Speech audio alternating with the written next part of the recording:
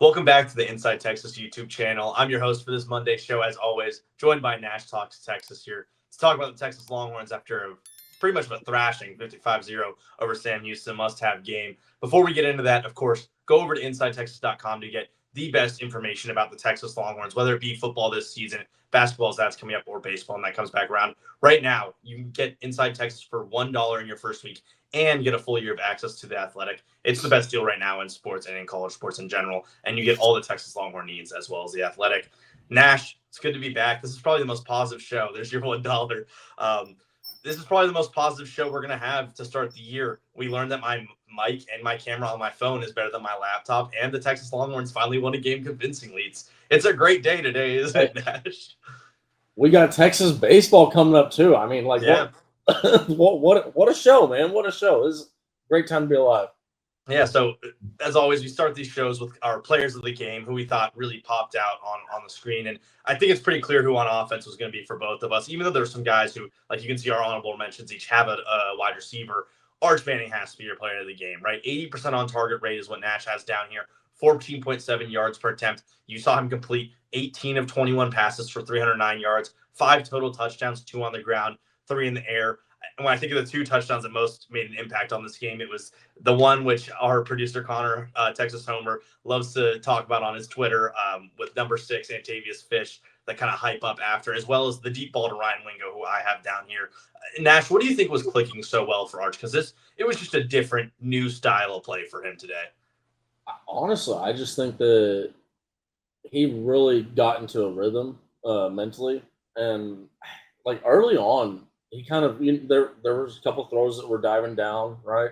Wide receivers were still making the catch, and then that's kind of I think one of the main differences that we saw was, hey, these wide receivers they started to kind of jump up and make some plays for Arch Manning. But I mean, seeing Arch Manning go out there, it just really when you look at the second quarter that he had versus UTEP, that was really we talked about that. That was like the big major stinker in that game. Like outside of that, he was like 10 for 13.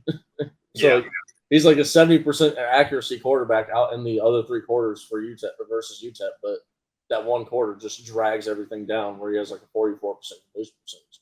So, to see Arch Manning, start out kind of almost, okay, crap, here we go again, right? Like, here comes some of the inaccurate throws. The last 2 quarters that he played because he didn't play in the fourth quarter, 100% accuracy on target rate. So he is hitting every single pass in stride. I mean, you can't ask for much more from Arch Manning. You can only ask for 3 passes better from Arch Manning. Seriously, and yeah, you two actually. One was dropped.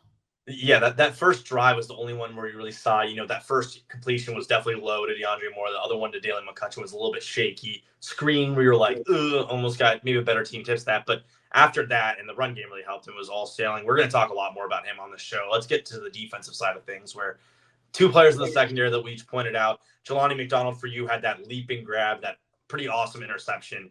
And, it's against Sam Houston, kind of a Hail Mary throw, but he got up there on that. And then I really liked what I saw from Grayson Littleton. He's playing a new position out there, played some outside cornerback for, I think, about 9 snaps, and I don't think he missed a beat. I think he was one of the more impressive guys we had, but McDonald was the flash of this team, and he's just so good this year, Nash, and it really has been a development that we thought could happen, but it's quietly materialized so quickly and so well for McDonald as a safety. Yeah, I mean, with Jelani McDonald, I get the feeling that we haven't even seen, the really special stuff yet. There's probably going to be a couple special moments later in the season. I just think, man, like, I don't know if there's a guy that has as much athleticism as he has that we've seen. And we've seen some really athletic football players in Texas. You just, like, look to the interceptions that he's made. Like, that interception, he got really high for that one. Yeah. And then you also go back to the Kentucky one where he's just like, I mean, for baseball fans that watch the Texas A&M series, it was like a Caden Sorrell full extension.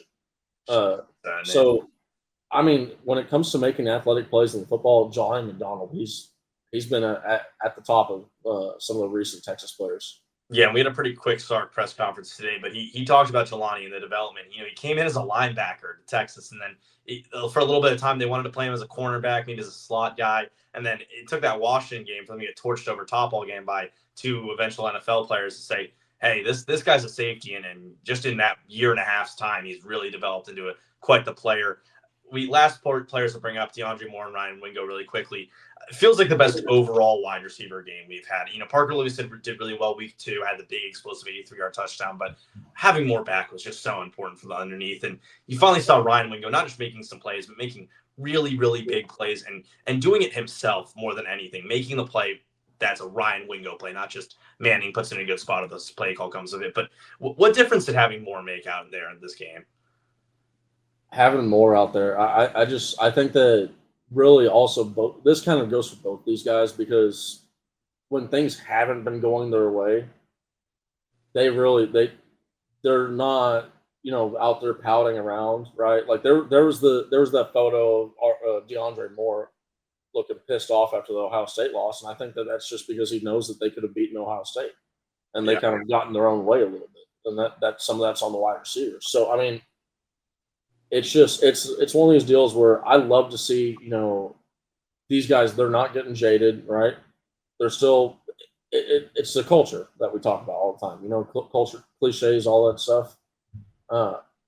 Man, I'm really happy to see these guys stay locked in, and you're seeing kind of some of the rewards coming out right now, and that's for Parker Livingston. I mean, the dude, he might have not had like a great statistic day, but he had a couple nice catches. Yeah. Good blocking as well from Livingston. Of course, with good wide receiver play, it has to come from the quarterback as well. And if you wouldn't mind putting up the graphic, Connor, to talk about Arch Manning and his accuracy now, obviously we're talking about Sam Houston here. This is not some elite program and an elite team to go against, but these still are D1 program scholarship players, guys who are playing in the FBS. 3-star recruits even. These guys are not slumps and bad players out there. So talk about what we're looking at, Nash, because it still is something interesting to key in on when you're talking about Manning's progression over the year. Yeah, so the lower level, that is going to be the lower set of stats. That's going to be from the Sam Houston game. Now, Sam Houston, yes, they were an FCS school about 4 years ago, right?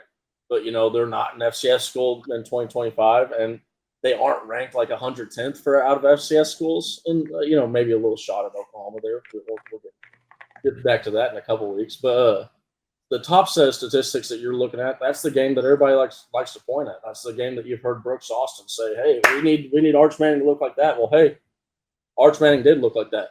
Yeah. 31 attempts, 93.3% catchable percentage, 80% on target. These numbers are almost exactly the same as what you saw in Sam Houston. And another set of numbers that look exactly the same, because a lot of people are, oh, you're going to point out an SEC school, compare that to a former FCS school. Yeah, I am.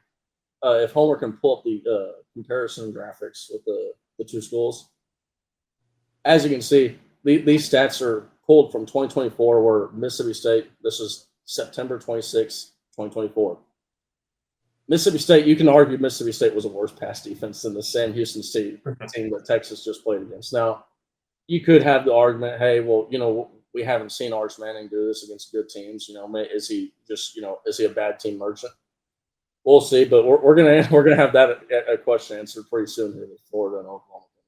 Yeah, and that Mississippi State team last year was bad, and it probably got worse over the year. You start in the SEC and it's that bad. It can only get worse, right?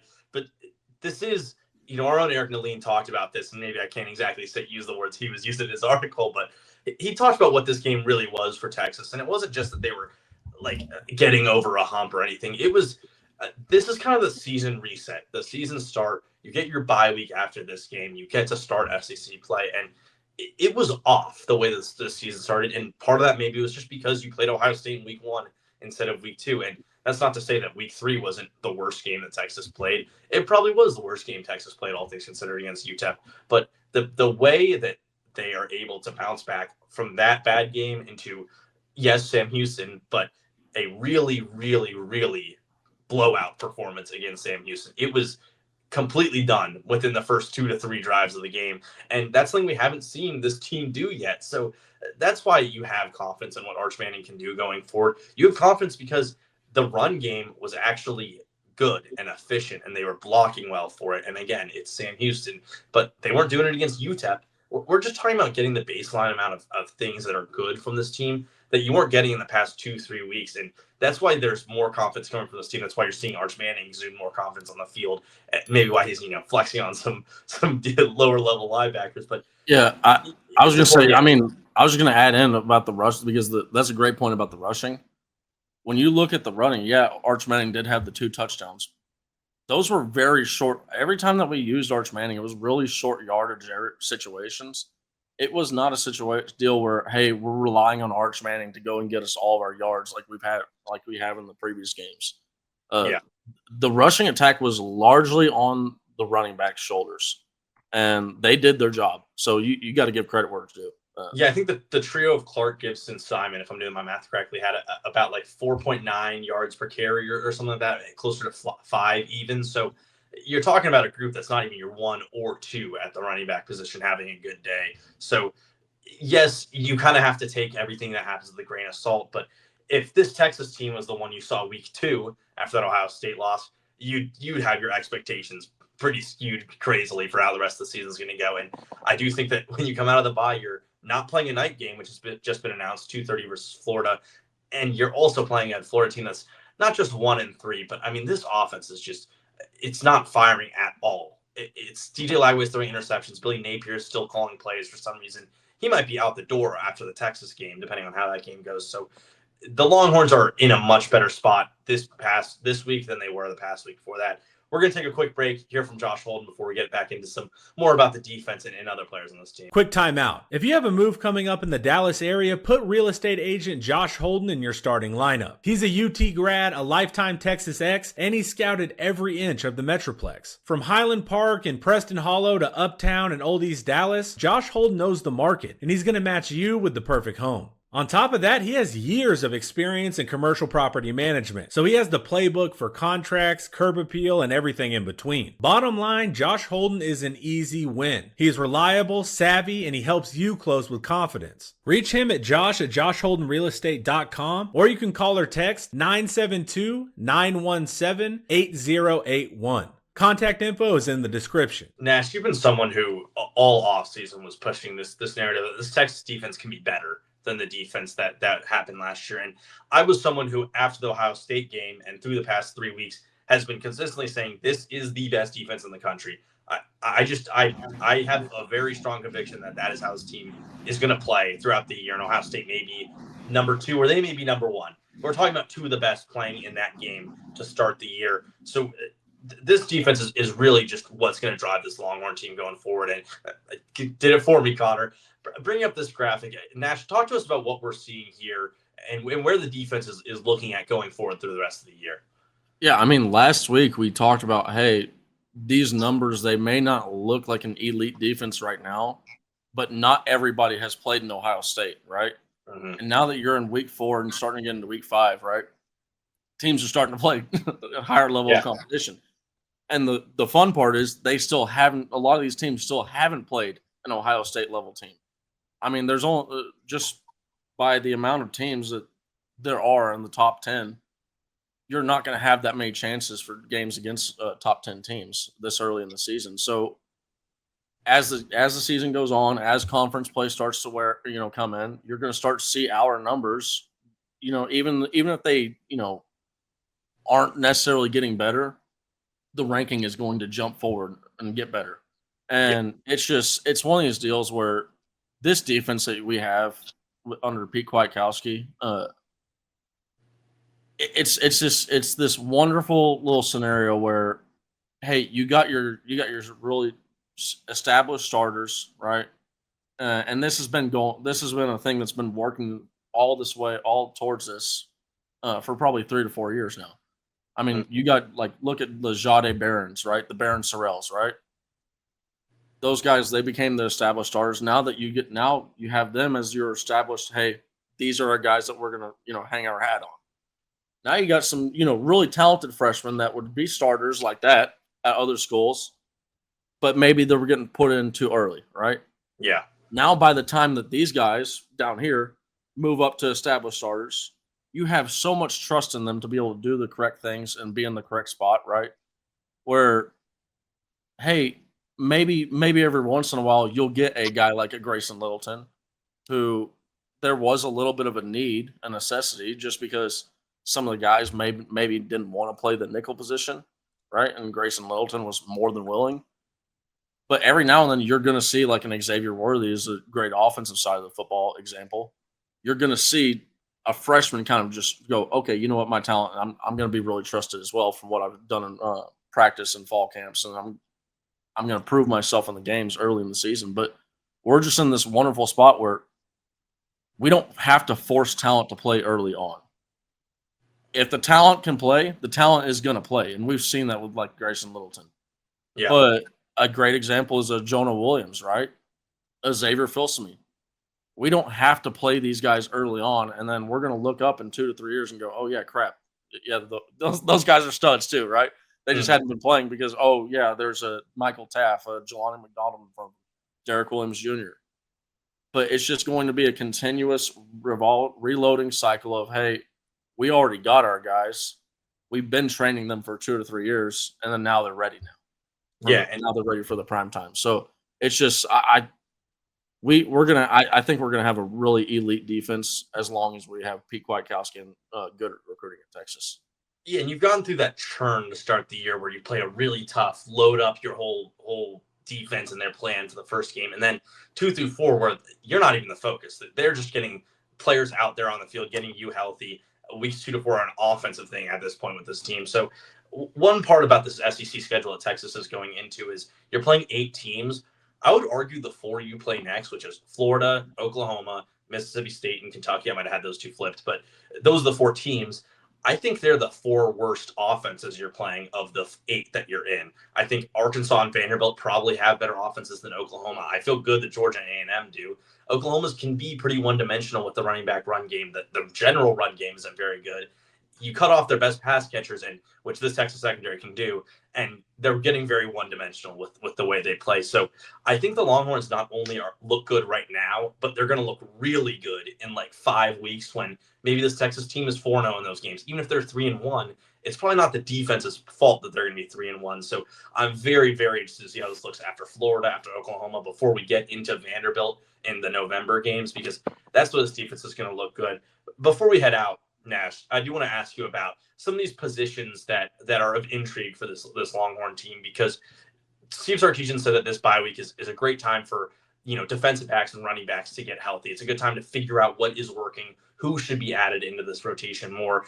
I have 4 spots for you that I just want you to give me some quick thoughts about who should be there, who you like most, which is running back 3 between Simon, Clark, and Gibson. Tight end 2, is it Washington or Shannon? Another edge rusher, because I think Texas probably wants to add one of that Spence, Umeozulu, Vosick group into there, and Lance Jackson, of course. And then any other DBs you really think are going to break into this rotation, because it's been basically a core group of 6 to 7 of guys there if you count Derek Williams in. So what are your thoughts on those guys after we've seen 3 weeks of that play? Okay, we're gonna have to go through these step by step, because as soon as you said running backs, I started to think about it. No, running backs first. Yeah, so running backs, I just look, Jared Gibson. I want to say Jared Gibson has shown an ability to run the ball really hard and really well. He fumbled the ball early on, and I think that had he not fumbled that football, right, maybe some of the perception has changed. But James Simon has just looked explosive. I can't think of another word for it. He's been forcing a lot of missed tackles, like 3.4. I mean, like, he's probably the guy that has looked the most Jonathan. And I'm not trying to say he's a one-on-one with Jonathan Brooks, but I'm saying as far as like when you're talking about running back 1 level talent, he's probably the first guy that I'm like, man, yeah, that guy could be a legit running back, legit running back 1, and have a career in the NFL as a running back 1. We've talked so about I'd probably choose James Simon out of that one. Yeah, we've talked about that elusive score before on this podcast, and He's still not very high, but he's definitely the best on the team right now in that elusive and ranking, and which is making your own run. So Simon makes a lot of sense. I do like Gibson, but the pass game is not quite there with him. So I could see Simon being the one to break through. Tight end, Washington, Shannon, maybe even Townsend is your answer here. Who do you want to be out there in 12 personnel with Jack Endries? Dude, give me Townsend, man. Yeah. Like Oh, yeah. I had that. I had a little bit back and forth with Ian on Twitter after the San Jose State game about Townsend. But man, I love Townsend's ability to get out there and just get dirty. Sometimes, yeah, like Ian pointed out, he might be doing the wrong thing, right? But you know what? It's like Steve Sarkisian says. At the very least, I just want you to go out there and play fast. If you make a mistake, we can talk about that later. We can talk about it on Sunday. We can talk about it on Monday, right? We can get that corrected. What we can't correct is you standing around just looking for something, right? Yeah. Looking for. You can't pull out your ticket. You can't just be a watcher. You can't be a fan.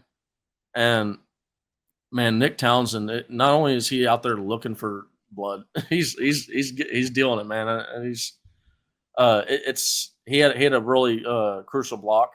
Eric had a good tweet pointing him out, but he had a crucial block for, I think it was like a Gibson's touchdown run they had.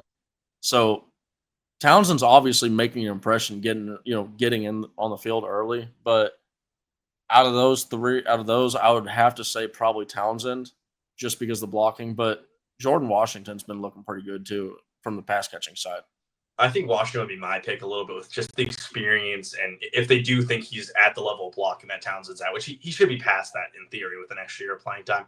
He got over some of those humps with his route running and actually catching the ball this last game with that first career touchdown, which I thought was a great play of the tight end league. So let's head over to the defense, the last two spots. I do think that edge 3.5, depending on what you count Trey Moore as, but 3.5 is kind of where I would put it as, where you want one more guy out there that can relieve Simmons, Burke, and Moore, which is between Lance Jackson, Colton Vasek, kind of your bigger, more defensive end types, and then Brad Spence, this hybrid linebacker, experienced player, and then Zeno Meazulu, a pure pass rusher who's gotten a lot of run this year. I wonder who you're most excited to see maybe get more snaps against, like Florida and Oklahoma.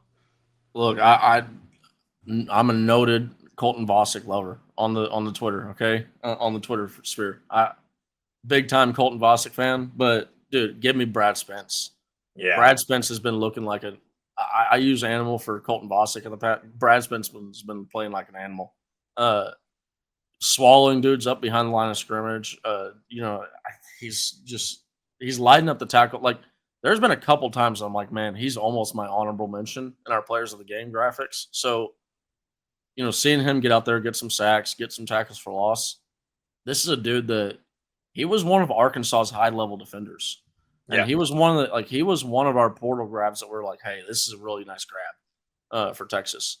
And man, has he looked like he's proven that right. I mean, like, this is a guy that I really think when we get into SEC play, having some SEC experience with some of these guys, man, I'm really excited to see this guy, dude. And like you said, I just want to see more snaps. Yeah, Spence is one of the three of those group that has a sack. He has the best pressure per pass rush of all of them and the most tackles. I think it's as many tackles combined as the rest of the three. I think for that mixed with the experience, he's probably earned that spot. I actually would have thought it would have been Umeazulu about a week and a half ago, maybe 2 weeks ago. But I think Spence he's just too experienced to keep off the field. And he's obviously showing that burst that you want from a guy who's just going to be rushing the passer a lot. And so go over the last note of the show. Defensive backs, it's been Taff and McDonald playing pretty much every snap at safety when it's real meaningful football. And then, of course, you're going to have Malik Muhammad at cornerback, Grayson Littleton slot, Jalen Gilbo, Kobe Black's getting a lot of run as that CB4. Derek Williams is obviously there. But is there one other guy that you'd like to see get into that group and actually play maybe double-digit snaps per game as we go into SEC play?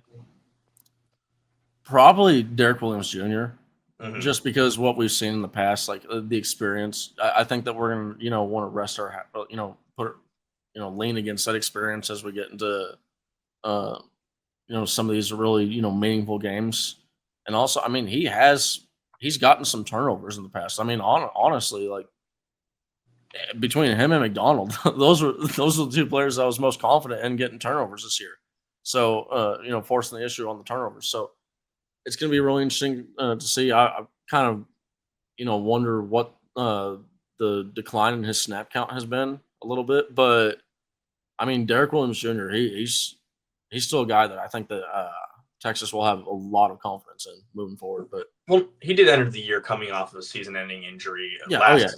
So it might just be let's ramp him up, get him ready for SEC play, and get that snap count up. I think that maybe is just your 7 going forward, because you don't want to have to take McDonald or Taff off the field if you don't have to, no matter how good Phil Savea in week 2 looked or JJR this past week looked. So those guys, Cade Phillips led the team in snaps last game, and that's definitely someone who could quietly actually be this team's CB4, at least pure outside cornerback. He may have jumped Warren Roberson already on the depth chart. Now, Roberson was injured this last game, but Phillips is definitely a guy where I'm like, he may just be too talented to keep off the field if injuries happen in that cornerback room. I think that's going to do it for us today, Nash. It's been a fun episode. Still got about 25 minutes in even talking about the Sam Houston Bearcats. That's our MO. So we're going to get back to you guys next week, of course, to talk basically all about Florida and what that game is going to look like. It's going to be a really entertaining one, no matter what. Not a night game, 2:30 kickoff in Gainesville. So I'll be there. Nash will be all over Twitter for that game, for that one. We've been the Inside Texas Monday crew, I guess is what we are. As always, go over to InsideTexas.com. Join now for $1 in your first week and get a full year of access to The Athletic. Awesome deal to get all your Longhorn information and news. I've been your host, Evan Veith. Nash Talks Texas is always beside me. Have a good one.